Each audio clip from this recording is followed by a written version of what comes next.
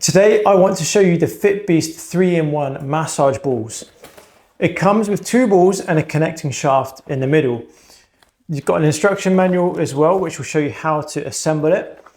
The 2 balls are the same size, both made of like a rubbery material. The ball with the bumps is slightly harder than the ball with the grooves.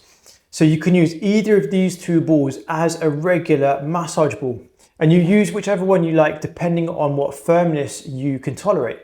The harder one will get in a little bit deeper, but maybe more uncomfortable for some people. Whereas the softer one, it's not much softer, but it is softer, will perhaps be a bit better for beginners. So you can use these balls both as normal massage balls anywhere there's a muscle on your body. But the good thing about this is that you can also connect them together to create what's called a peanut. This is the connecting shaft. Each ball has a hole in one end. You put the connecting shaft in and you rotate it about 6 or 7 times. So you're screwing this in until it locks into place. Then you put the other ball in on the other side. And now you have what's called a peanut. This can be used anywhere on the body as well, but now what you'll see is that there's a slight groove here in the middle.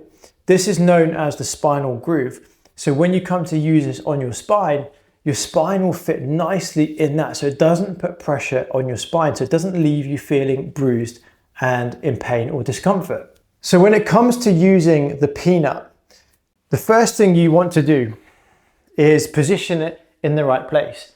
Now this has got the spinal groove, so it's perfect to show you how to use it on your spine. So for now, I'm just going to put it in my mid back. I'm going to align it so that the balls are either side of my spine. I'm going to sit myself down and make sure that my spine is sitting in that spinal groove. If it's not, you just adjust it to wherever it feels right.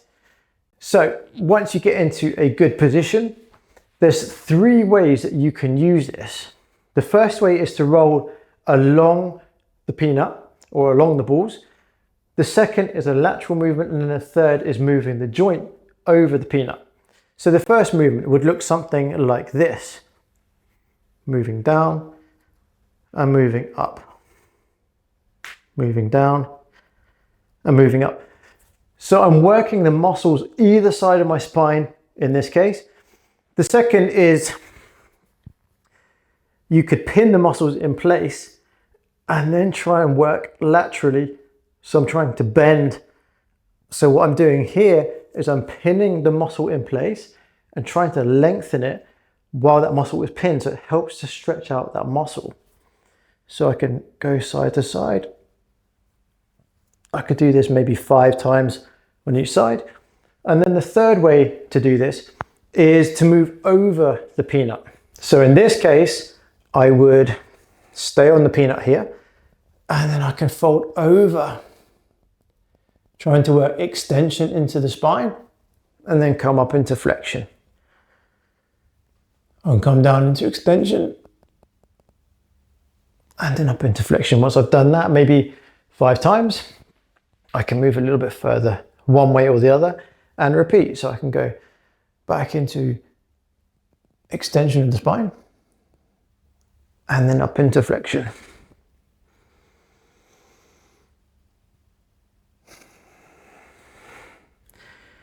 So what this is doing now is it's mobilizing the joints. So it's not just working the muscles, it's working the joints as well. Now for some people, doing it lying down may be too intense. So you can also do this against the wall, and I'm going to show you how to do that in a minute. So just to recap, you can use either of the balls as a standard massage ball, or you can connect them together to form the peanut, and then you can use that again anywhere on the body. And to make it easier, you can do it up against the wall, and to make it harder, you can do it lying down. When you're lying down, there's obviously more weight going against the peanut, so it's perhaps a little bit more intense. Maybe not so good for beginners, and in some cases maybe not as much control. Once you've experimented with different ways of doing it, you'll get a good understanding of what works and what doesn't.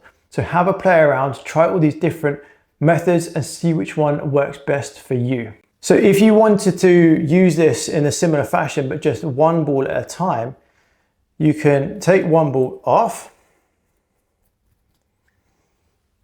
and you can do the similar kind of thing. So if I was lying down on my back, this time instead of it being central, I would make sure it's either side of my spine. So I could put this into my back, lie down, and then try rolling up and down like so. It's more difficult for something like your spine to be using a single ball. So for the spine, I probably prefer to use a peanut variation. But if you have particular knots in your back, usually the upper back is a good place to go. You can use it like so, moving it up and down, or pinning in place and moving around the ball, or trying to fold over the ball, or simply just press and hold. Single balls are good for trigger points. So any particular part of a muscle you feel is a bit tender, you can use the ball, press into somewhere tender and hold. So if you want to use the peanut for your back, what you can do is place the peanut, say, into your mid back. Make sure that the spinal groove is in line with your spine. Take your feet away from the wall, and then you can use your legs to bend and straighten. So this is working the length of the muscles in a particular area. You're not going to get the whole length. So once you've done a certain point, you can then move it higher or lower to get a different part of your spine or the muscles around the spine, and use your legs to come up and down. From here, you can also pin the muscles in place. Just remember, the further away from the wall your feet are, the more pressure you can get on the ball. So from here, I can then do my lateral movements. So I can go side to side, or try and flex and extend over the ball. The more you can keep your hips against the wall, the more that's going to exaggerate the extension or the flexion into the spine. So once you've done that a few times, then you can move the ball again a bit lower or higher, and then you can go into your flexion extension or your lateral movements. Now, to use the peanut for your lower back, this is probably a bit better than doing it on the floor. Place the peanut into your lower back with the spinal groove in line with your spine. From here, maybe start with it in your lower back when your legs are straight. So take your feet away from the wall so you get more pressure into the ball, and then you can bend your legs and straighten your legs. So we're working the length of the muscles in your lower back. From here, what you can do is you can find a nice point in those muscles, put the pressure in and start trying to work laterally. So bending side to side, pinning those muscles in place and trying to stretch them out as you side bend. Then what you can do is to get the movement over the peanut, you can drop your hips into the wall and you can try and lean back over the peanut and flex. So I'm using my upper body for this, or you can keep your upper body against the wall and use your hips to go in and out from the wall. Once you've done that, you can then move it to another point, a little bit higher or lower, depending on where you are. And again, use your hips to get that extension and flexion through the lumbar spine. If you wanted to make it more intense, you can use a single ball. So unscrew the ball from the peanut, place that into your lower back, and you can do the same thing. You can bend your legs and straighten your legs so you can go up and down, or you can simply just press and hold.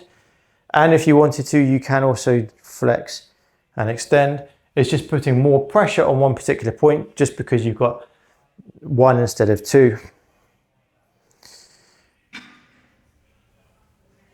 And then from here you can stretch it out by going into side bending as well. If you're going to do your lower back with one ball, just make sure you do both sides.